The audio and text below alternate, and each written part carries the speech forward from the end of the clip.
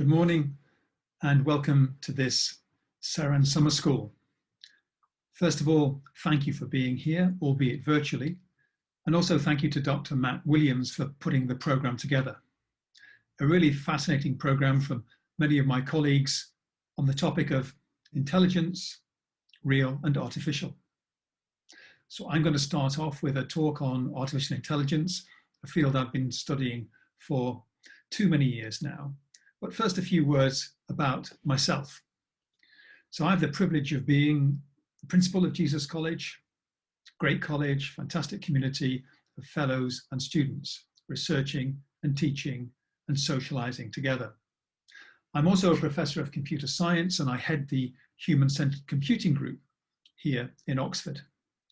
8 years ago, I founded with Sir Tim Berners-Lee, the inventor of the World Wide Web, we founded the Open Data Institute, which is dedicated to making data as available as it can be for the greater good.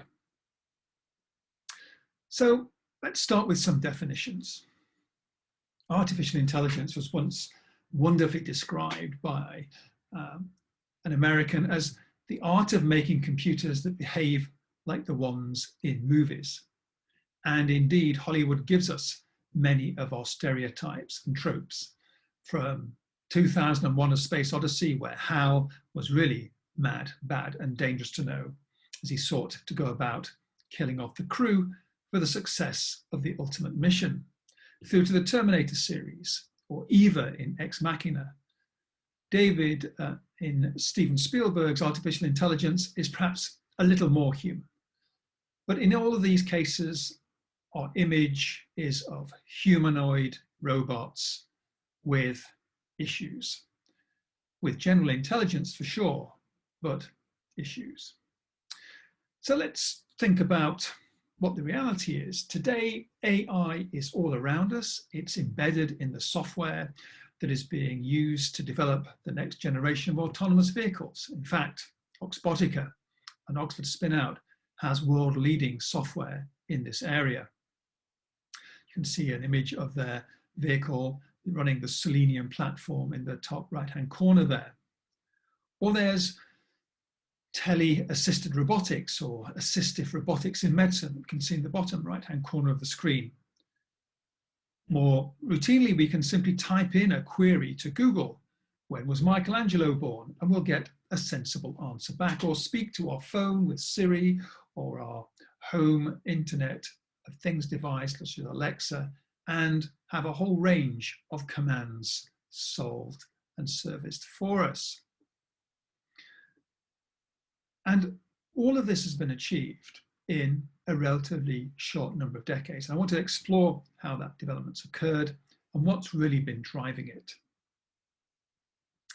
Back in 1956, John McCarthy, some see him as the founding father of one of the founding fathers of the subject, brought together a set of researchers in the US at the so-called Dartmouth Conference. And the submission for that conference claimed that the study is to proceed on the basis of the conjecture that every aspect of learning or any other feature of intelligence can, in principle, be so precisely described that a machine can be made to simulate it. So this was the dream, and indeed many definitions of artificial intelligence take that position, that what we're seeking to do is develop systems that perform tasks that would normally require human intelligence, such as visual perception, speech recognition, decision-making, translation between languages. Now, particular tasks have succumbed to the increasing power of computers and the algorithms we've developed. But I'd submit that a general artificial intelligence is still a very long way away. And I want to expand on why I think that's the case and talk a little bit about what is specific about the kinds of AI we have. Of course, when we talk about human intelligence, we're also in a position where there is no general agreement. There are a lot of views. You can go to Wikipedia and they'll tell you that intelligence has been defined in many ways: capacity for logic, understanding, self-awareness, learning, emotional knowledge, reasoning, planning, creativity, critical thinking, and problem solving. More generally, it can be described as the ability to perceive or infer information and to retain it as knowledge to be applied towards adaptive behaviors within an environment or context. And indeed, if we think of areas where human intelligence is under siege in various forms of illness, dementias, such as Alzheimer's, we see that one of the things that really suffers is the ability to be adaptive, that individuals in that condition find it very hard to adapt to new surroundings or new challenges or new contexts at all.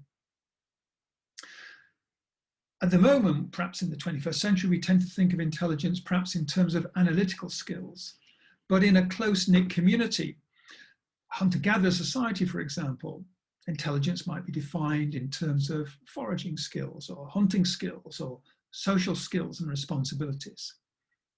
And even within a single society, the skills that are most valued change over time. What constitutes intelligence can vary very considerably according to our values and priorities. And indeed, what is prized will vary as you move across the globe. So I think one thing in reflecting on the lectures you'll hear over the next few days is to sort of think about what these studies of intelligence in its various forms tell us about ourselves. And to always remember, there are lots of ways of being smart that aren't necessarily smart like us. And the other thing is to reflect on the fact that we humans have an extraordinary capacity to see intelligence in objects which, to be frank, don't possess it, not in any real sense.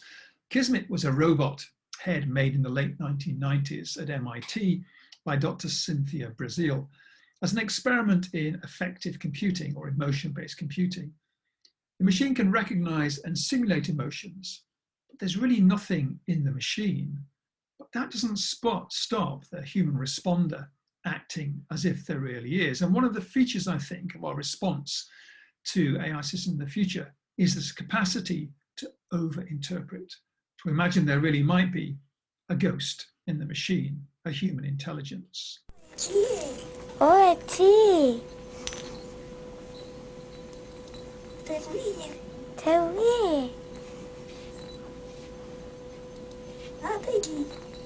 A pidgey.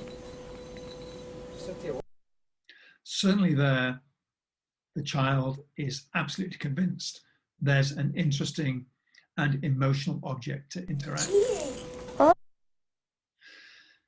And of course, great scientists have also weighed into this argument.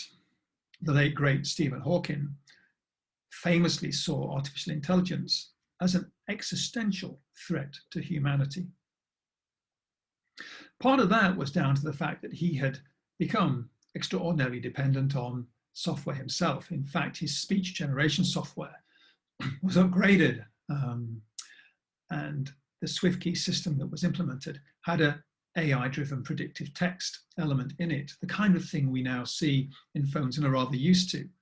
It seemed to anticipate the very sentences he was wanting to say, the words he wanted to select. It had a strong model of the kinds of things that Stephen would be saying.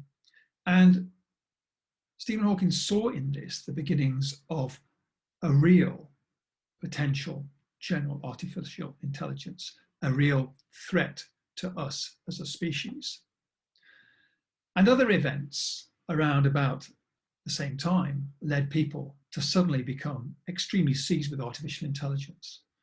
I would say that in my time in researching the field, there have been many love affairs, many moments when AI has been the next great thing, and often some of the ambitions went unfulfilled.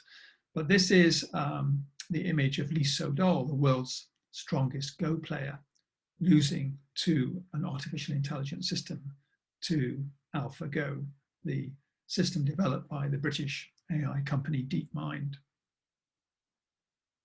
These are quite shocking events, and people imagine that achieving superiority, superhuman performance in this area means that inevitably machines will form an ability similar in all areas.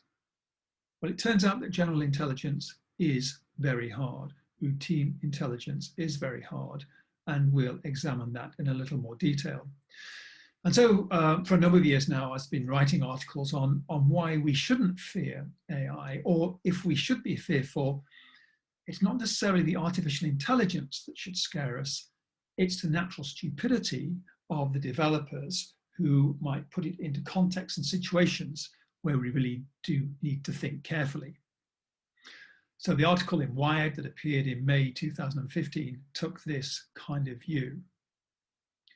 And in a book that I wrote with my colleague Roger Hampson, The Digital Ape, we again explored what it is to be human, what the nature of our intelligence is, and why it is so very different to that of a machine.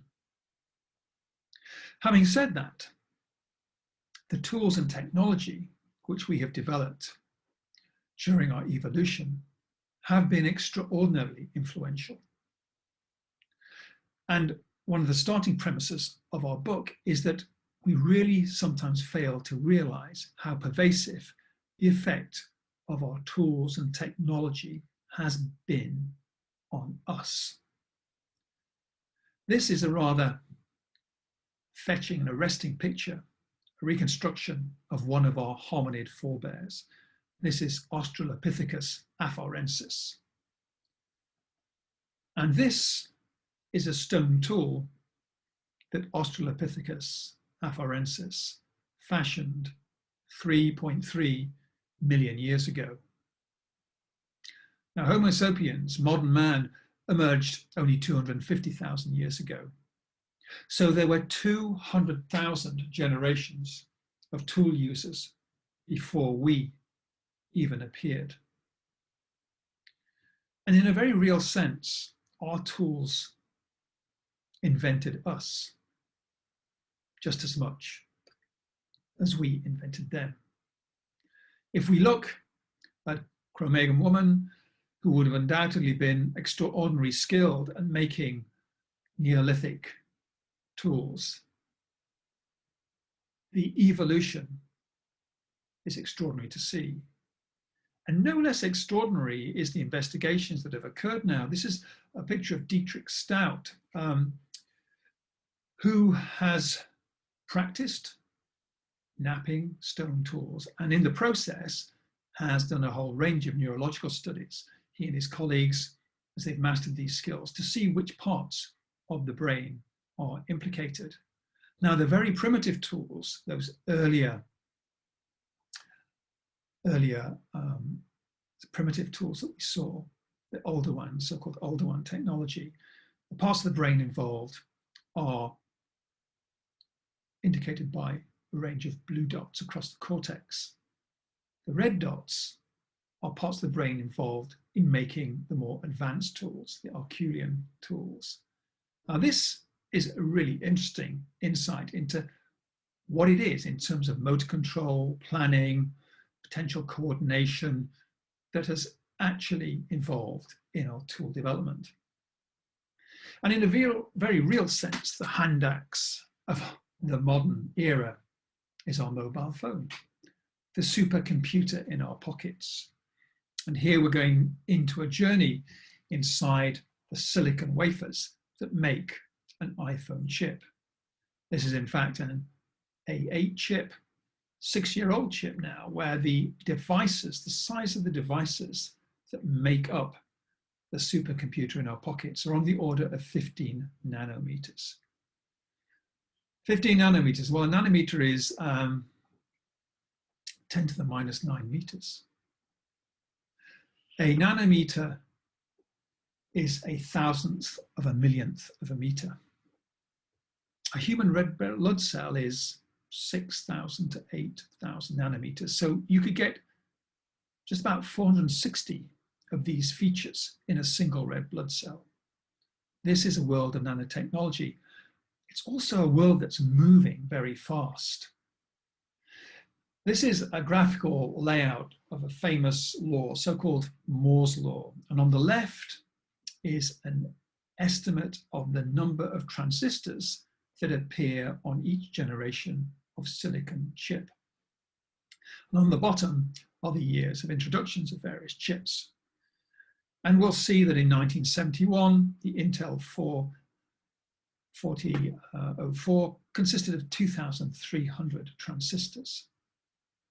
The Apple A8 that we saw exploded in front of us in 2014 had 3 billion transistors. And things carry on relentlessly. That log linear graph is almost a straight line. In 2012, in 2018, the Apple 12 had almost 7 billion transistors.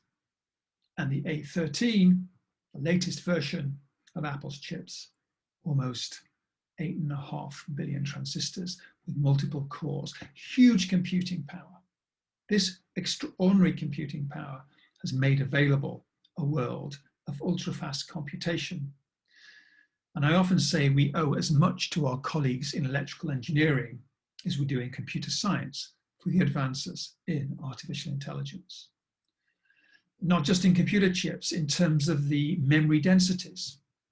Here we see the top right-hand corner, the 1980 IBM 3380 cabinet as a memory storage that had 8 2.5 gigabyte disk systems. It would have cost between $800,000 to $1.1 million. It weighed 2,000 kilograms. And we now give this kind of capacity away as freebies in gifts. The thumb drives that we all are aware of contain gigabytes of information and cost tens of cents to make. That again is a log linear curve. This one is known as Kreider's law, the law of increasing information density. And these developments have led to some surprising outcomes. So in 1996, IBM's Deep Blue famously won its first game of chess against the world's strongest chess player, Garry Kasparov.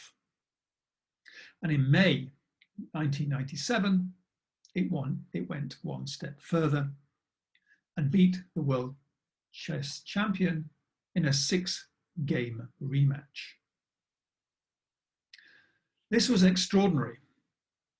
This system, the supercomputer of its time, was evaluating between 100 million to 200 million positions a second.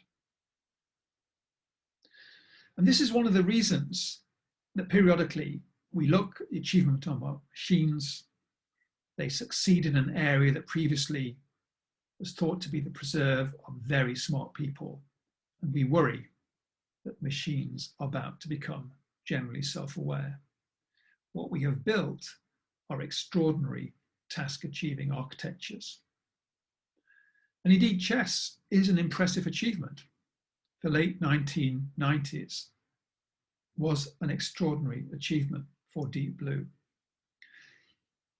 These games are often characterized in terms of their complexity, what's called their branching factor, the number of positions that could possibly occur after each move. And if you take an average chess game, about the midpoint in a game between two reasonable players, there'd be 30 possibilities on average for each side in the middle game. So if you thought of 4 white moves and 4 black moves, that could be on the order of 650 billion possible game positions. That's a branching factor of 30 potential moves available at each stage, each possibility having to be checked.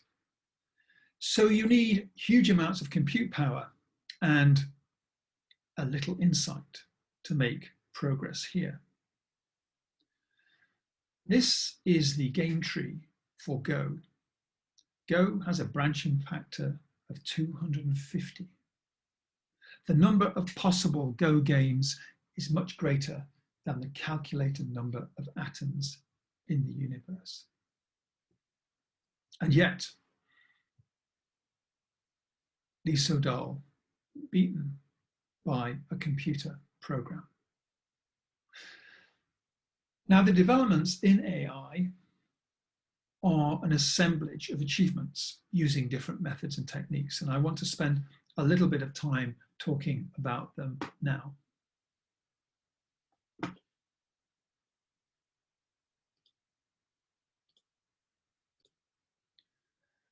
So artificial intelligence comprises a variety of methods and techniques, and we'll look at a couple of these today. One is a so-called approach known as rule-based systems. Another uses logical theorem proving. Another uses various forms of constraint-based reasoning. And yet others use forms of neural network learning or machine learning. And indeed, many of the more recent advances have been driven off the prodigious capabilities of these so-called deep learning systems. But back in the day, 20 years after the Dartmouth conference, a great deal of AI was being driven by so-called rule-based reasoning. And let's take a simple example of what rule-based reasoning looks like. So in a domain like medicine, we would typically formulate the knowledge that a doctor has, medical knowledge, as sets of rules and descriptions of objects in the domain. And here's, for example, 4 rules in a little medical expert system. The first rule says that WBC stands for white blood cell count. If the white blood cell count is less than 2,500, then you have a low white blood cell count. That's kind of definitional knowledge. If you have a temperature of greater than 101 Fahrenheit, then you have a fever. Obviously a bit of an old-fashioned measurement system there, still used in the States, of course. If you have a low white blood cell count and a fever, then you could suspect that you might have a gram-negative infection. And if you have a gram-negative infection, then you should administer penicillin.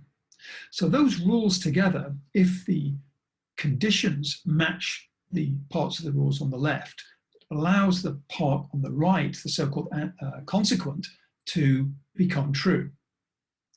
And these rule systems could be run from the data forwards, from the left to the right, so you would actually look to see what was true in the world, or they could also be run in what was called a hypothesis-directed way. So if you were thinking about whether you should administer penicillin, then you would do that if there was gram-negative infection. If there was a gram-negative infection, then you would be looking to see whether the patient had a fever or a low white blood cell count. So you can use these systems in various ways, and with a whole variety of additional methods and techniques, including uncertain reasoning methods taken from techniques such as Bayesian reasoning, you can add in certainty around the rules or around the data that you've observed to complicate the form of reasoning, to more closely resemble human reasoning.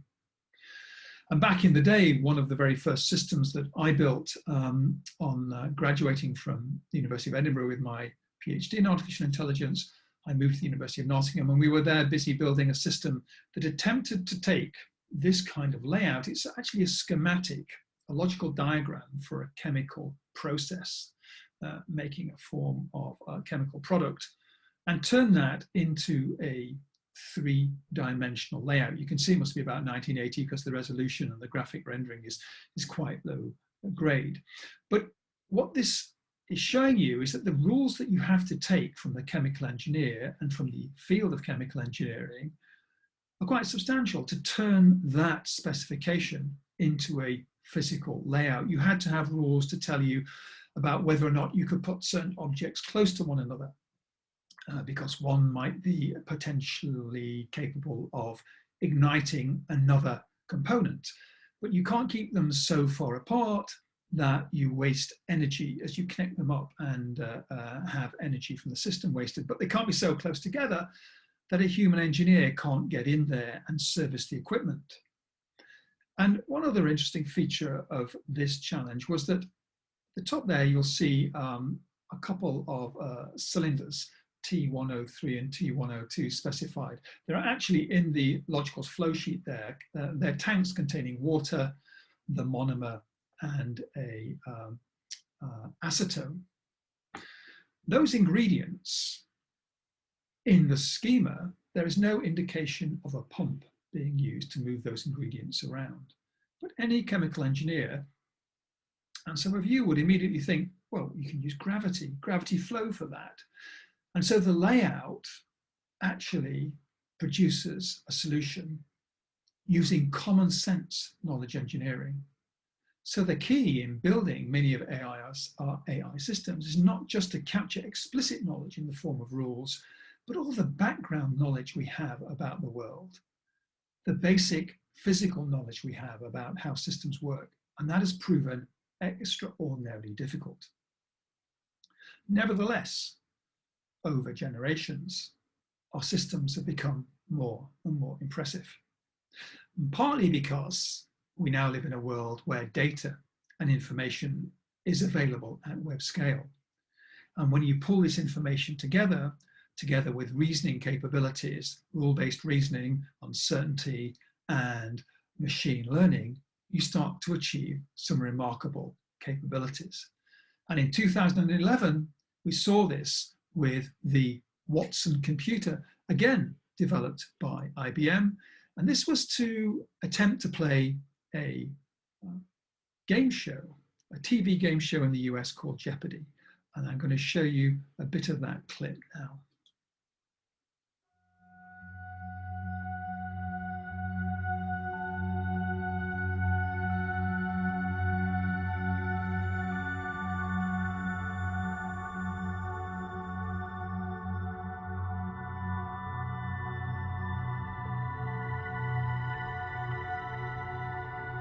It's going to change how we interface with information.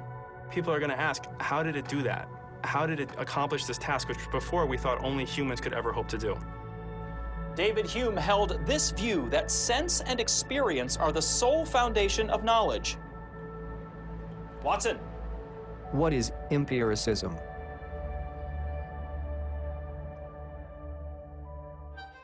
Watson is a question answering system. A question can be posed in natural language, and having read a whole bunch of information, data, documents, come up with a very precise answer to that question. It's an information-seeking tool that's capable of understanding your question to make sure that you get what you want, and then delivers that content through a naturally flowing dialogue. Do you have one of those? I don't have one of those, right?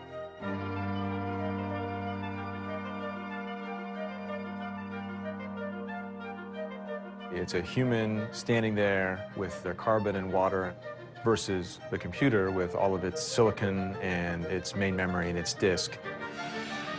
After Germany invaded the Netherlands, this queen, her family, and cabinet fled to London. Maria. Who is Beatrix? No. Watson? Who is Wilhelmina? That is correct. Humans communicate very fluently in natural language. And that's where computers struggle dramatically. And that's where we want to make them better. This U.S. president negotiated the Treaty of Portsmouth, ending the Russo-Japanese War. Watson. Who is Theodore Roosevelt? Good for $800. And Jeopardy questions are tricky. They have puns in them, they have little jokes in them. A famous red-coiffed clown, or just any incompetent fool. Watson. Who is Bozo? Nice. Good job, Watson. I think we've gone from impressed to blown away. This is really remarkable performance. And we know of no computer system that can come anywhere close to doing this question-answering task. So Watson in 2011 beats Brad Rutter and Ken Jennings, two of the world's greatest Jeopardy players, winning the first place prize of $1 million. Now, again, this had a huge impact around the world. And people imagined that it would just be a matter of time before Watson-like systems were doing everything from acting as your friendly GP to advising on insurance to determining when the train should run. But in fact, repurposing the knowledge for other tasks proves to be very difficult. The format for the Jeopardy game is very fixed. And despite all of the learning and programming that have gone into Watson, generalizing it outside of the Jeopardy game context has proved extremely challenging. Now, this whole approach to AI, one which uses rule-based reasoning, explicit representation of knowledge, and various forms of traditional symbolic machine learning, has also seen a parallel set of developments, another style of thinking about AI and how you build AI systems that is actually originally very much focused on the way in which our brains are organized. Perhaps you'd say rather very simple brains are organized. This is the beautiful image of a Drosophila or fruit fly's brain, relatively small number, hundreds of thousands of neurons, and very much an object which has inspired certain traditions in AI. That AI in the 1990s came to be known as nouvelle AI, a new style of AI. And in this approach, there were no traditional rules or representations of the sort that I showed you in the medical example. The thesis was that you need to build complete robots in the real world. We have evolved intelligent systems over hundreds of millions of years in complex environments. And so perhaps we should look to being biologically inspired. And in this case, our bodies are nearly as important as our neurology. And the world is sometimes its own best model. You don't have to model and reason with it. You can exploit its structure directly. Nouvelle AI, for example, looked to biology to understand how it was that very, very simple systems could perform apparently intelligent tasks. One of my favorite examples is the parasitic wasp, who is egg laying there on the left of your image. These wasps seem to be able to deposit just as many eggs. The eggs feed on these, their larvae feed on the eggs in which they're deposited, as that egg will support. How do they calculate this? What's going on? Well, it turns out that there's a very simple neural circuit which computes the angle between the egg and the thorax. And the smaller that angle, the bigger the circumference of the egg on which they can deposit their eggs. The more eggs they can deposit, the larger that angle, the smaller the egg. So there's a very direct feedback mechanism. Or in the honeybee, we've got this extraordinary specialization of the honeybee eye, such that it sees polarized skylight, which effectively acts as a sky compass. Part of its actual eye structure is seeing effectively lines of orientation in the sky. And so for many researchers in AI, the hunt was on for building systems that were inspired by biology. And not just in the body, but also in the actual processing, in the nervous systems themselves.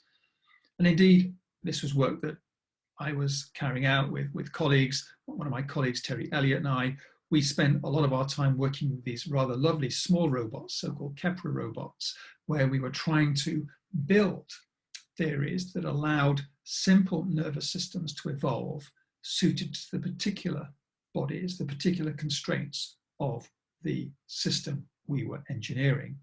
Now, that little robot would trundle around its world, and it had a set of infrared sensors around the edge. You can just see them there, about halfway up the midline there, scattered around the circumference of the robot. Those infrared sensors and a little motor could already, with a chip on top, give it a range of interesting behavior.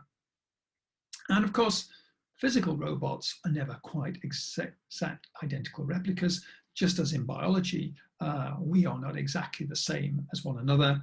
Neither are animals. We have different visual acuities. We have slightly different body structures. All of these things make for differences that we can exploit and understand, but they make it very hard to put a general program on the system that can take account of all contingencies, unless the program can learn.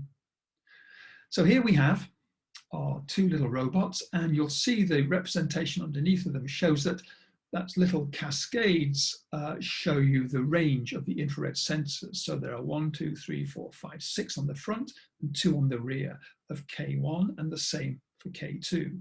You'll notice that on the back of K1, the range of the sensor is very limited. It's kind of short-sighted, if you will, with respect to its infrared sensor there. And they're not too clever on K2 on the front right-hand side. So the challenge is to build a response system which can take those differences into account. And this is the kind of work that we and others would do in the AI of the late 90s and 2000s. This, in fact, is a 3-level neural network with input from the sensors, a so-called middle layer, and the 2 bottom nodes there in the top right-hand corner are the motor neurons that drive the motors. And the formula we see underneath there, the differential equation, is actually an equation taken from biology that tells you how to adjust the strengths of the links, the synapses, if you will, the connections between these different neurons. So this is an approach to AI based on actual neural networks and models about how the strengthening and weakening of different links can occur. This approach has become ever more powerful. There are very many different ways to wire up and change the strengths between different layers. And so that modern networks have layer on layer on layer. And this is the so-called approach of deep neural networks. They're deep in the sense they have many stacks of neural layers connected together in very, very complex ways.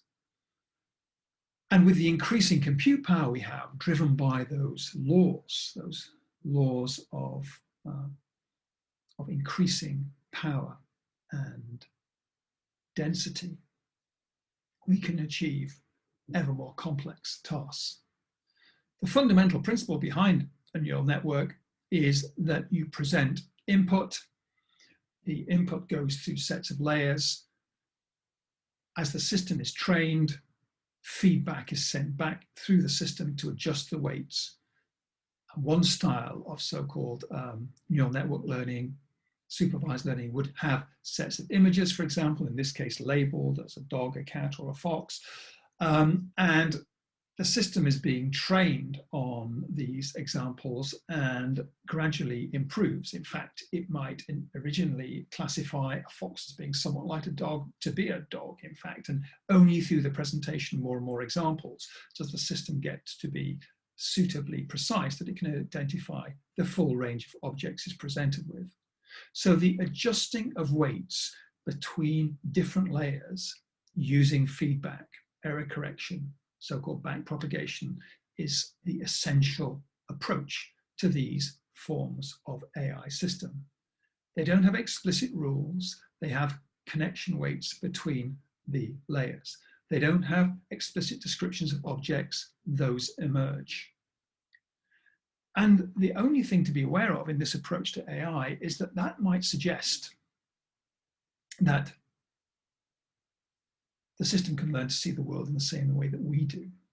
Well, fascinatingly, if you set 2 of these networks up such that one is trying to produce images to confuse the other, you can get some really interesting results. These are so-called generalized adversarial networks. One network is learning to identify objects, peacocks, soap bubbles, what have you. And another one is trying to attempt to produce images that will fool that system. And here we have on the bottom 2 examples generated by a network, an adversarial network that is trying to catch out the system, which is constantly predicting bubbles and peacocks. And at 99% levels of confidence, it'll tell you that the image on the bottom left is a bubble and the image on the right of it is a peacock. And that's because the patterns that are being discerned in these deep neural networks may not bear any resemblance to the forms of image segmentation that we, for example, engage in when we're doing neural information processing. Now, this whole area about what we can learn, how we can understand what networks are and are not encoding when they learn a task, is a very active area of research. And many people are trying to develop systems whose encodings are closer to what might be used in actual human or animal visual processing. And there are many systems out there to play around with networks of all shapes and sizes. Here's a online website, playground.tensorflow.org, where you can actually configure different networks, different layers with different learning regimes to actually engage in various forms of classification tasks. And it is something that some of you may well be interested in following through. And it was precisely these sorts of powerful deep neural networks that led to Isodol's defeat. And DeepMine continued to produce impressive systems. This is a system released just a little over a year ago, playing the multi-user StarCraft game, which again has all sorts of elements of strategy and various sorts of resource allocation. And certainly the system seemed to be able to perform to very expert levels at all. Question was, can we generalize it? A system trained for this game, how quickly can it learn other types of games?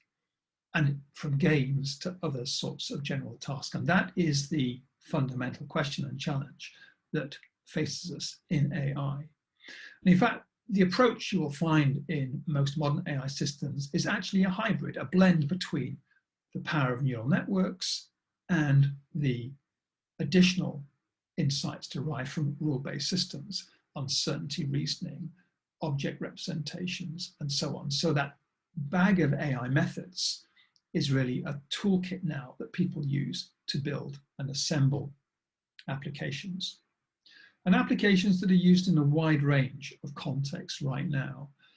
This is actually a neural network, but also using insights from how medical practitioners do the diagnosis of eye disease from looking at images of the back of the eye. So this is an example of where diseases such as diabetic retinopathy, a form of degeneration caused by diabetes, can affect sight. Systems able to diagnose these with a high degree of accuracy. Systems that can read your lips. Systems that can identify your face uniquely from amongst others. Although, of course, in both those cases, you might well reflect that there are not just technical challenges here, but ethical ones. If you remember back to 2001: A Space Odyssey, the key part of the plot line is when Hal, the robot, overhears the two astronauts planning to disconnect him, even though they'd locked themselves away in a pod. He was reading their lips. We now have AI systems that can read lips as well as a human expert. We now have systems that recognize faces. Do they recognize them as humans recognize them? And do they recognize them in a way that is entirely equitable? So one thing that has become highly controversial with these machine learning systems are the various examples they're given, the cases that are provided. Are the training sets given to these systems fair or representative? Do we know that they do as well on one particular set of faces as another, one gender to another, one ethnicity to another? And we know that there are real challenges and real issues at the heart of these learning systems. Systems that are put into autonomous vehicles. What are the liabilities? What are the guarantees? What trust do we have in these systems should an accident happen? And what are the issues around using AI in war, in times of conflict? Should there be treaties? Should there be rules and limitations on that? Can we use predictive analytics, an AI algorithm, to anticipate where to put all law enforcement officers? Is that an appropriate and measured response? And some countries are embracing the AI technology comprehensively. In China, the social credit system is a system that citizens and the state use to assess everything from your entitlement to accommodation, to travel, to various services on the basis of your behavior within the society. So notwithstanding where the technology is, notwithstanding all of the progress, one of the fundamental demands in all of this is for an ethics of AI. Much as we have an ethics for medicine, will we need to develop principles of when to use AI or when not to, how to ensure that it's used responsibly, how to ensure that it's used fairly, to understand whether or not it's accessible in the way it can be and should be, and is accountable in the way it can be and should be. And just as of last year, the University of Oxford is instigating an Institute for Ethics in AI, and I'm involved in helping set that institute up and appoint its director, and that'll be an exciting development because the actual work is located within the Faculty of Philosophy. It isn't something that the engineers and scientists and computer scientists alone are really in a position to tackle. It needs to be interdisciplinary. It will need people who specialize in law and ethics, in computer science and AI and engineering to come together to puzzle out what we need by way of limits and constraints and regulation for this powerful new technology. And perhaps a final thought around the notion of artificial intelligence is also to recognize that my concern isn't the super intelligence that will simply replace us and put us away and do away with us. We are succeeding in building specific applications which have extraordinary levels of performance, but specific applications. So rather, the better model is to think of AI as augmenting human problem solving. That when you blend people and machines and data together at scale, you get something which is greater than the individual parts. That augmentation, after all, was what happened way back when our distant ancestors began to build technology and tools for themselves. Those tools augmented and changed our ability to influence and shape the world, and ultimately influenced our own evolution. And if you want to be hopeful, and I think that we owe it to ourselves to look at the AI as a technology that can empower us and not oppress us, which is why the ethics is so important. Look at examples where when you bring humans and machines and algorithms together at scale, you achieve remarkable results. This is the map that was available for Port-au-Prince, the impoverished poor capital of Haiti. Haiti in 2010 suffered a catastrophic earthquake, and they were too poor as a country to have had detailed maps of their capital city. This is a feed that we're seeing here of responders. They arrive in Haiti, they use GPS, they use open data and open street map technology, and together, collectively, with the technology and their literal boots on the ground, map in real time, in pretty well 12 days, a ruined city by walking its streets. Uploading the data, having it analyzed and integrated together, a detailed map was produced. This map to supplant the really impoverished map we saw at the outset, a map that was used to manage the actual emergency response. And in an age of the pandemic, what I'm looking and hoping to see is AI used in a whole range of new contexts, from helping identify and discover drugs to help us develop vaccines or therapy against the virus, to tools that can help us deal with the logistic challenges of supply chains broken by the virus, to AI systems that can analyze images of people who've been subject to the virus. And through all of this, we see opportunities for an integration of humans and machines in the 21st century. And to remember that in an age of AI, it is about our own essential humanity that much of the fundamental conversation has to be. We need to understand how this technology will enter our lives, how we want to manage the ways in which it might empower us, and not have it invade our privacy, not have it diminish us in various ways. And as you go through the next few days, I would really hope you might reflect on the lessons we can draw from where the technology has come from, where it is currently, to where it might go, but always framing it within that broader disciplinary context. What is it to be human in the 21st century in an age of intelligent machines? Thank you very much. I'm just sorry I can't be there to answer questions directly, but I hope you have found this interesting, and do ask the people there more, and do follow through with us here at Oxford